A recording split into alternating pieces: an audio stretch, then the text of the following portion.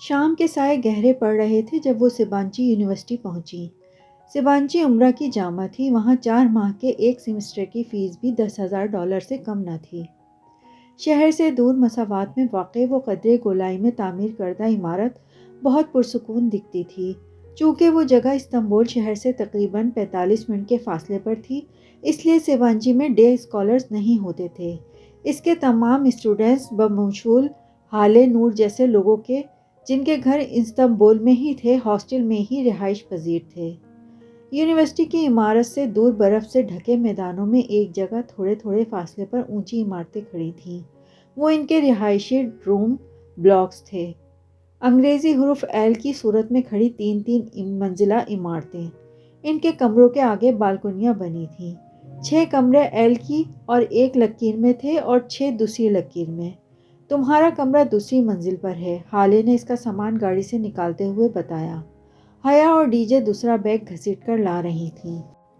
L کی شکل کی عمارت کے باہر گولائی میں چکر کھاتی سیڑھیاں کھلے آسمان تلے بنی تھیں جو اوپر تک جاتی تھیں۔ لوہے کی ان سیڑھیوں کے ہر زینوں کے درمیان خلا تھا اور زینوں پر برف کی موٹی تہ تھی۔ ذرا سا پاؤں پھسلے اور آپ کی ٹانگ اس گیپ سے نیچے پھسل جائے۔ وہ تینوں گرتی پڑتی بمشکل حیا کا سامان اوپر لائیں۔ کمرہ تو اچھا ہے، ہم یہاں رہیں گے۔ حیا نے حالے کی تھمائی چابی سے اپنے روم کا دروازہ دھکیلا تو وہ بے اختیار لبوں سے نکلا، ہم نہیں، صرف تم، کیونکہ ختیجہ کا بلاک B2 ہے، وہ جو سامنے ہے۔ اس نے انگلی سے دور برفیلے میدان میں بنی عمارت کی جانب اشارہ کیا۔ کیا مطلب؟ میں ادھر اکیلی رہوں گی؟ حیا دنگ رہ گئی۔ بعد میں روم بدلوا سکتی ہو روم آفیسر سے کہہ کر۔ ابھی تو تم آرام کرو۔ ہر کمرے میں 4 اسٹوڈنٹ ہوتے ہیں، ہر اسٹوڈنٹ کی ٹیلی فون ایکسٹینشن اس کی میز پر ہوتی ہے۔ آج کل چھٹیاں ہیں، اکثر طالب علم اپنے گھر گئے ہوئے ہیں۔ تمہارا کمرہ خالی ہے، مگر تم جا کر اپنے بیڈ پر ہی سونا۔ ترک لڑکیوں کے بستر پر کوئی سو جائے تو وہ بہت برا مانتی ہیں۔ کوئی مسئلہ ہو تو میرا روم بلاک B4 میں ہے۔ اوکے؟ حالے مسکرائی تو حیا نے سر ہلا کر ہاں بول دیا۔ ڈی جے نے بے چارگی سے اسے دیکھا اور حالے کے ساتھ سیڑھیاں اترنے لگی۔ حالے سنو، اس بلڈنگ کے پیچھے کیا ہے؟ کسی خیال کے تحت حیا نے پوچھا۔ حالے مسکرا کر پلٹی اور بولی جنگل۔ پھر وہ دونوں زینیں اتر گئیں۔ حیا ایک جھرجھری لے کے پلٹی اور اندر کمرے میں قدم رکھا۔ اس روم میں 4 بیڈز اور اس کے ساتھ ہی 4 ڈائننگ ٹیبلز۔ اس روم میں 4 بیڈ تھے اور ہر بیڈ کے ساتھ ایک رائٹنگ ٹیبل رکھی تھی۔ وہ چاروں بنگس کو دیکھتی اپنے نام کی میز کی کرسی کھینچ کر نڈھال سی بیٹھ گئی۔ وہ ایک تھکا دینے والا دن ثابت ہوا تھا، مگر ابھی وہ تھکن کے بجائے عجیب سی اداسی میں گھری تھی۔ غیر ملک، غیر خطہ، غیر جگہ اور تنہا کمرہ، جس کے پیچھے جنگل تھا۔ اسے جانے کیوں بے چینی ہونے لگی۔ وہ فریش ہونے کے لیے اٹھی اور دروازے کی طرف بڑھی تاکہ باہر کہیں باتھ روم ڈھونڈے۔ ابھی اس نے دروازہ کھولا ہی تھا کہ 2 کمرے چھوڑ کر ایک کمرے کا دروازہ کھلا اور اس میں سے ایک لڑکا بیگ اٹھائے نکلا۔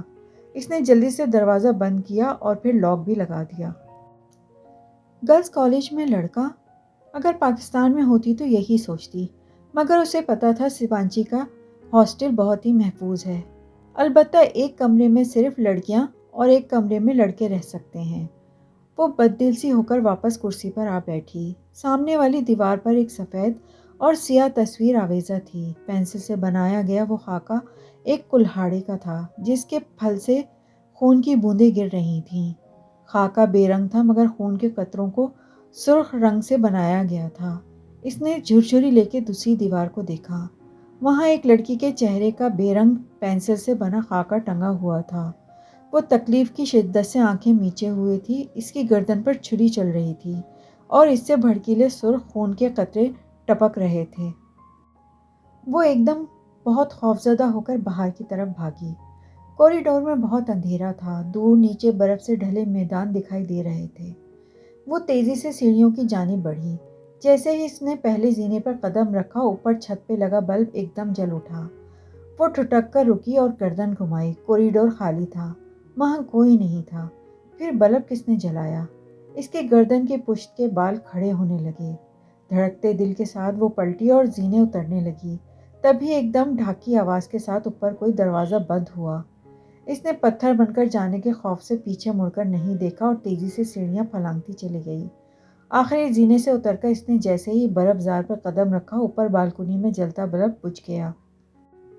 باہر زور و شور سے برف گر رہی تھی۔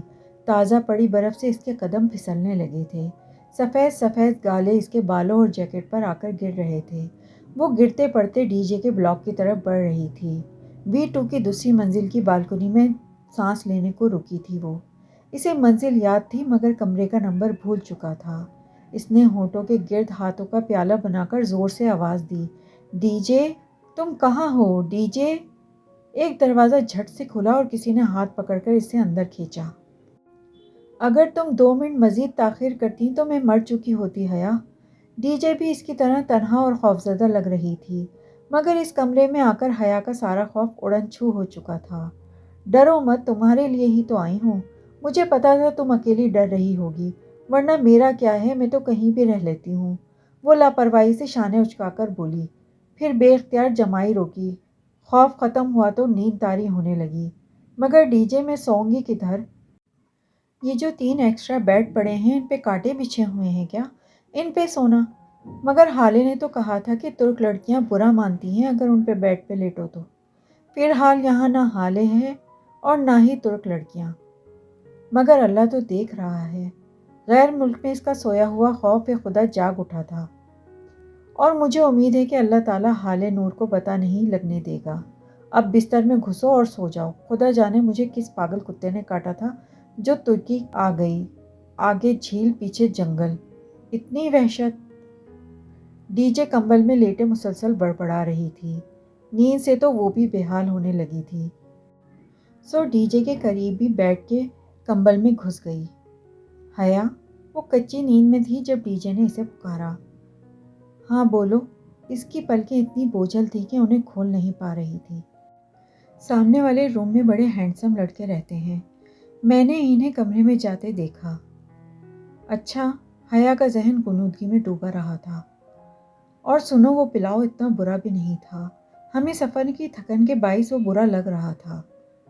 ہاں اور سنو، مگر ڈی جے کی بات مکمل ہونے سے قبل ہی وہ سو چکی تھی۔ دروازے پہ مدھم سی دستک ہوئی تو وہ جلدی سے کرسی سے اٹھی، ایک نظر سوتی ڈی جے پہ ڈالی، دوسری اپنے زیر استعمال بیڈ پہ، جو دوبارہ سے بنا سلوٹ اور شکن کے بنایا جا چکا تھا اور جس پر ترک لڑکیوں کے اعتماد کے خون کیے جانے کی کوئی نشانی باقی نہ تھی، اور دروازہ اس نے کھول دیا۔ السلام علیکم ایکسچینج اسٹوڈنٹ۔ حالے نور حشاش بشاش سی مسکراتی ہوئی کھڑی تھی۔ وہ یوں تھی گویا دھلی ہوئی چاندنی، سیاہ اسکارف چہرے کے گرد لپیٹے، ہلکی سبز لمبی جیکٹ تلے سفید جینز پہنے، شانے پر بیگ اور ہاتھ میں چابیوں کا گچھا پکڑے وہ پوری تیاری کے ساتھ آئی تھی۔ وعلیکم السلام، آؤ حالے۔ میں تمہارے روم میں گئی تھی لیکن تم وہاں نہیں تھی، میں نے اندازہ کیا کہ تم یہیں ہوگی۔ حالے نے اپنا بیگ میز پر رکھا اور کرسی کھینچ کر نفاست سے بیٹھی۔ ہاں، میں صبح جلدی اٹھ جاتی ہوں، ڈی جے کی یاد آ رہی تھی تو میں یہاں آ گئی۔ ختیجہ سو رہی ہے؟ حالے نے گردن اونچی کر کے اوپر دیکھا جہاں ڈی جے 2 موٹے کمبل خود پر ڈالے سو رہی تھی۔ ہاں، اور شاید دیر تک سوتی رہے۔ اوہ، میں نے سوچا تھا کہ تمہارے فون رجسٹر کروانے چلیں۔ ترکی میں غیر ملکی فون پہ ترک سم کارڈ 1 ہفتے کے بعد بلاک ہو جاتا ہے۔ ہاں بالکل، تم لوگ جاؤ اور میرا فون بھی لے جاؤ، میں 2 گھنٹے مزید سوؤں گی۔ کمبل کے اندر سے آواز آئی تو حالے مسکرا دی۔ مسکراتے ہوئے اس کی چمکتی سرمئی آنکھیں چھوٹی ہو جاتی تھیں۔ چلو حیا، ہم دونوں ہی چلتے ہیں۔ وہ دونوں ساتھ ساتھ کھڑی ہو گئی تھیں۔ حیا صبح اپنے کمرے میں جا کر فریش ہو کر آئی تھی۔ ابھی وہ سیاہ چوڑی دار پاجامے اور ٹخنوں تک آتی سیاہ لمبی قمیض میں ملبوس تھی، شیفون کا دوپٹہ گردن کے گرد مفلر کی طرح لپیٹے اور اوپر لمبا سیاہ سویٹر پہنے ہوئے تھی جس کے بٹن سامنے سے کھلے تھے۔ کچھ دن میرے خوش قسمت دن ہوتے ہیں جب میرے پاس کار ہوتی ہے، اور کچھ دن بد قسمت جس میں میرے پاس کار نہیں ہوتی، اور آج میرا خوش قسمت دن ہے، حالے نے اٹھتے ہوئے بتایا۔ ابھی ہم قریبی دکانوں میں جائیں گے، اگر وہاں سے فون رجسٹرز نہ ہوئے تو جواہر چلیں گے، اس کے بعد وہاں سے جہانگیر۔ جواہر؟ حیا نے آبرو اٹھائی۔ جواہر شاپنگ مال ہے، یورپ کا سب سے بڑا اور دنیا کا چھٹا بڑا شاپنگ مال۔ او اچھا، جیسے ہمارا پارک ٹاور، اوپر کمبل سے آواز آئی تھی۔ Park tower? حالے نے گردن اٹھا کر ختیجہ کے کمبل کو دیکھا۔ ہمارا پارک ٹاور ایشیا کے سب سے بڑے شاپنگ مال میں شمار ہوتا ہے، ختیجہ کمبل میں سے بولی۔ نائس، حالے 27 سے مسکرا کر باہر نکل گئی۔ حیا نے اس کے جانے کی تسلی کر کے پھر لپک کر پیچھے آئی اور سیڑھی پہ چڑھ کر ڈی جے کا کمبل کھینچا۔ یہ پارک ٹاور ایشیا کا سب سے بڑا مال کب سے ہو گیا؟ اس نے کون سے جا کر چیک کر لینا ہے، تھوڑا سا شو مارنے میں کیا حرج ہے؟ حالے ڈرائیو کرتے ہوئے متاسف سی بار بار معذرت کر رہی تھی۔ فون رجسٹر نہیں ہو سکے تھے، ایویا کی دکان پہلے تو ملی نہیں، دوسرے موبائل کمپنیوں کی دکانیں ہی ہر جگہ تھیں، یوں جیسے آپ کا زونگ کی دکان کی تلاش ہو اور ہر طرف یو فون کی دکانیں ہوں۔ بمشکل ایک دکان ملی تو اس کا مینیجر شاپ بند کر کے جا رہا تھا، لاکھ منتوں پکڑنے پر بھی اس نے دکان نہیں کھولی اور چلا گیا۔ اب حالے مسلسل شرمندگی کا اظہار کر رہی تھی۔ بس کرو حالے، بعد میں ہو جائے گا، اب مجھے شرمندہ مت کرو۔ خیر تمہارا دوسرا کام تو کروں، جہانگیر چلتے ہیں۔ حالے نے گہری سانس اندر کھینچی۔ گاڑی سڑک پر رواں دواں تھی اور کھڑکی کے باہر ہر سو برف دکھائی دے رہی تھی۔ تم ایڈریس دکھاؤ، ہم پہنچنے والے ہیں۔ کدھر؟ حیا نے ناسمجھی سے ڈرائیو کرتی حالے کو دیکھا۔ جہانگیر اور کدھر؟ وہاں کیا ہے؟ حیا نے حیرانی سے پوچھا۔ تمہاری آنٹی کا گھر، کل کہا جو تھا کہ تمہیں لے جاؤں گی، صبح بتایا بھی تھا، بھول گئی؟ تم مجھے ادھر لے کر جا رہی ہو؟ حیا ہکا بکا رہ گئی۔ ہاں نا، اب ایڈریس بتاؤ، اسٹریٹ نمبر تو مجھے یاد رہ گیا تھا، آگے بتاؤ۔ حیا نے ہڑبڑا کر پرس سے مڑا توڑا کاغذ نکالا۔ اس نے کاغذ پر دیکھا، وہاں علاقے کا نام جہانگیر سی سے لکھا تھا۔ اسے وہ سہانگیر پڑھتی تھی۔ اب اسے یاد آیا کہ ترکوں کا سی جے کی آواز نکالتا ہے۔ اگر اسے ذرا سا بھی اندازہ ہوتا کہ ادھر جانا ہے تو وہ تحائف ہی اٹھا لاتی جو اماں نے بھیجے تھے، ذرا اچھے کپڑے ہی پہن لیتی، تھوڑا سا میک اپ ہی کر لیتی۔ حالے نے ایڈریس دیکھا تو بولی، یہ لو، یہ تو سامنے ہی تھا، اب تم جاؤ، مجھے ادھر تھوڑا کام ہے۔ میرا نمبر تم نے فون میں فیڈ کر لیا ہے نا، جب فارغ ہونا تو مجھے کال کر لینا، میں آ جاؤں گی، گھنٹہ تو مجھے لگ ہی جائے گا، پھر کھانا ساتھ کھائیں گے۔ گاڑی رک چکی تھی۔ حیا نے بے توجہی سے اس کی طرف ہدایت سنی اور دروازہ کھول کر نیچے اتری۔ اس کا دروازہ بند کرتے ہی حالے گاڑی زن سے بھگا لے گئی۔ وہ ایک خوبصورت چھوٹا سا بنگلہ تھا۔ بیرونی چار دیواری کے بجائے سفید رنگ کی لکڑی کی باڑ لگی تھی۔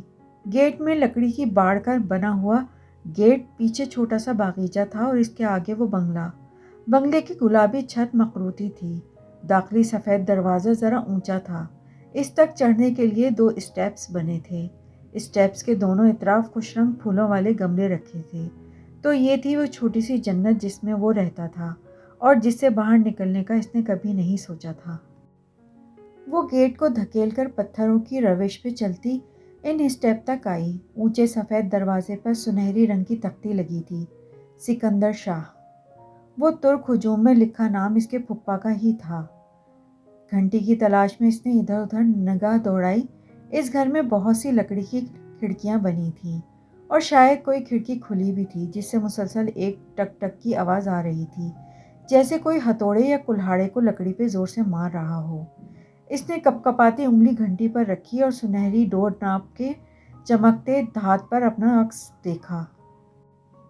اس نے گھنٹی سے انگلی ہٹائی تو ٹک ٹک کی آواز بند ہو گئی۔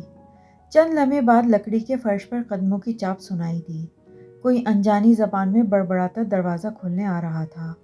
وہ لب کاٹتے ہوئے کسی مجرم کی طرح سر جھکائے کھڑی تھی۔ جب دروازہ کھلا، چوکھٹ پر بچھے ڈور میٹ پہ اسے دروازہ کھلنے والے کے پاؤں دکھائی دیے۔ اس کی نگاہیں دھیرے سے اوپر اٹھتی گئیں۔ بلو جینز اور اوپر گرے سویٹر میں ملبوس وہ ایک ہاتھ میں ہتھوڑی پکڑے کھڑا تھا۔ سویٹر کی آستینیں اس نے کوہنیوں تک بوڑ رکھی تھیں اور اس کے کسرتی بازو چھلک رہے تھے۔ حیا نے دھیرے سے چہرہ اٹھا کر اسے دیکھا۔ اس کا سانس لمحے بھر کو رک سا گیا تھا۔ وہ ویسا ہی تھا جیسے اپنے بچپن کی تصاویر میں لگا کرتا تھا۔ وہی بھورے مائل بال جو بہت اسٹائلش طریقے سے ماتھے پر گرتے تھے، پرکشش آنکھیں، اٹھی مغرور ناک، سنہری رنگت کے تیکھے نقوش۔ وہ ماتھے پہ تیوری لیے آنکھیں سکیڑے اسے دیکھ رہا تھا۔ سن کمسن، اس نے ترک میں کچھ پوچھا تو وہ چونکی۔ سبین سکندر کا گھر یہی ہے؟ جی یہی ہے، وہ انگریزی میں بتا کر اس کی طرف سوالیہ نظروں سے دیکھنے لگا۔ میں ان کی مہمان ہوں، پاکستان سے آئی ہوں، وہ اٹک اٹک کر بول رہی تھی۔ اس کے سامنے اس کی ساری خود اعتمادی ہوا ہو گئی تھی۔ ایک دم خود کو بہت کمزور محسوس کرنے لگی تھی۔ کیسی مہمان؟ اس کا انداز اکھڑا اکھڑا سا تھا، جیسے وہ کسی ضروری کام میں مصروف تھا جس میں حیا محل ہو گئی تھی۔ میں حیا ہوں، حیا سلیمان۔ اس نے پر امید نگاہوں سے جہان سکندر کا چہرہ دیکھا، جیسے ابھی اس کا نام سن کر اس کی پرکشش آنکھوں میں شناسائی کی کوئی رمق دوڑ جائے گی۔ کون حیا سلیمان؟ اس کے قدموں تلے سے زمین نکل گئی۔ وہ دم بخود اسے دیکھتی چلی گئی۔ کون حیا سلیمان؟ بے آواز دہراتے ہوئے وہ سنسی ہو گئی تھی۔ اس کی پلکیں جھپکنا بھول گئی تھیں۔ اس شخص کے چہرے پر زمانے بھر کی بیزاری اور اجنبیت تھی۔ پہچاننے اور نہ پہچاننے کا تو سوال ہی نہیں اٹھتا تھا۔ جہان سکندر تو اس سے ناواقف ہی رہ گیا تھا۔ کون مادام؟ اس نے قدرے اکتا کر دوبارہ دہرایا۔ حیا نے ناراضگی سے سر جھٹکا اور بولی، میں سبین پھپھو سے ملنے آئی ہوں، ان کے بھائی سلمان کی بیٹی ہوں، وہ جانتی ہیں مجھے۔ اوکے، اندر آ جاؤ۔ وہ شانے اچکا کر واپس پلٹ گیا۔ وہ جھجک کر اوپر زینے پر چڑھی۔ پائیدان کے دیکھ کر کچھ یاد آیا تو فوراً پیر جوتے سے نکالے اور لکڑی کے فرش پر قدم رکھا۔ فرش بے حد سرد تھا اور راہداری کے اس پار جہاں اس نے جہان کو جاتے دیکھا تھا، وہاں سے ہتھوڑے کی ٹک ٹک پھر سے شروع ہو چکی تھی۔ وہ راہداری عبور کر کے کچن کے دروازے پر آ کھڑی ہوئی۔ ایک جانب کاؤنٹر کے ساتھ وہ حیا کی جانب پشت کیے کھڑا تھا۔ اس کے ہاتھ میں ہتھوڑی تھی جس سے وہ اوپر کیبنٹ کے کھلے دروازے کے جوڑ پر زور زور سے ضربے لگا رہا تھا۔ وہ چند لمحوں کی سچ و پیش کے بعد ڈھیٹ بن کر آگے آئی اور قدرے آواز کے ساتھ کرسی کھینچی۔ وہ بے اختیار چونک کر پلٹا۔ Drawing room. وہ ناگواری سے لب بیچ کر واپس کیبنٹ کی طرف مڑ گیا۔ اس نے ایک ہاتھ سے کیبنٹ کے دروازے کے جوڑ پر کسی شے کو پکڑ رکھا تھا اور دوسرے ہاتھ سے ہتھوڑی مار رہا تھا۔ حیا سلیمان نے زندگی میں کبھی اتنی تذلیل محسوس نہیں کی تھی۔ مام، مام۔ چند لمحے گزرے تو وہ اسی طرح اپنے کام کی طرف متوجہ چہرے پر ڈھیر و سنجیدگی لیے پکارنے لگا۔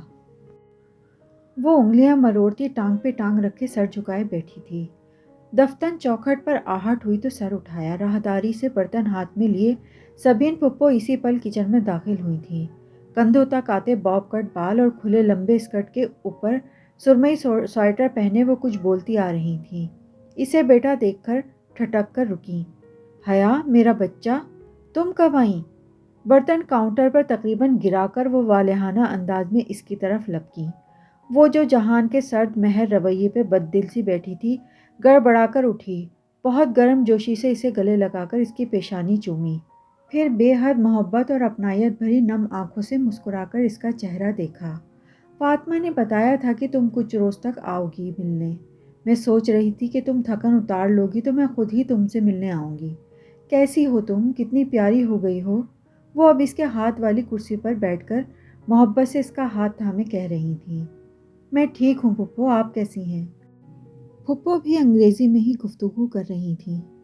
تم کتنی بڑی ہو گئی ہو، آنکھیں تو بالکل سلمان بھائی جیسی ہیں۔ لوگ کہتے ہیں میری آنکھیں میری اماں میں ملتی ہیں پھپھو، وہ ہلکا سا جتا گئی۔ بھائی مجھے تو تم میرے بھائی کا ہی عکس لگتی ہو۔ اور سب کیسے ہیں؟ وہ ایک ایک کا حال پوچھے گئیں۔ حیا نے سب کا حال بتایا اور بولی، آپ داور بھائی کی شادی میں نہیں آئیں؟ داور بھی کتنا بڑا ہو گیا ہے، ماشاءاللہ شادی بھی ہو گئی۔ کیسی رہی شادی؟ میں نے ویڈیو دیکھی تھی تمہاری۔ اس نے چونک کر انہیں دیکھا۔ کون سی ویڈیو پھپھو؟ اس کا سانس رکنے لگا، ایک دم ہی کمرے میں بہت گھٹن ہو گئی۔ وہ جو داور کے ولیمے پر اسٹیج پر بنائی گئی تھی، تم نے ریڈ فراق پہن رکھی تھی، میں نے روہیل کے فیس بک پر دیکھی تھی۔ روہیل سے کانٹیکٹ ہے آپ کا؟ اس کی رکی سانس ایک خوشگوار حیرت کے ساتھ بحال ہوئی۔ اور پھپھو آپ فیس بک بھی یوز کرتی ہیں؟ وہ ان دونوں کی جانب پشت کیے کیبنٹ کے دروازے پر اسی طرح ضربے لگا رہا تھا۔ ہاں بس روہیل کی البمز دیکھنے کے لیے کرتی ہوں۔ تم استعمال کرتی ہو فیس بک؟ نہیں، پہلے کرتی تھی پھر چھوڑ دیا، مجھے یہ سوشل نیٹ ورکس پسند نہیں ہیں۔ ہر شخص آپ کی زندگی میں جھانک رہا ہوتا ہے، انسان کی کوئی پرائیویسی ہی نہیں رہتی۔ اور حیا، تم جہاں سے ملی؟ ایک دم خیال آنے پر انہوں نے گردن پھیر کر اپنے بیٹے کو دیکھا، جو چہرے پر ڈھیر و سختی لیے اپنے کام کی طرف متوجہ تھا۔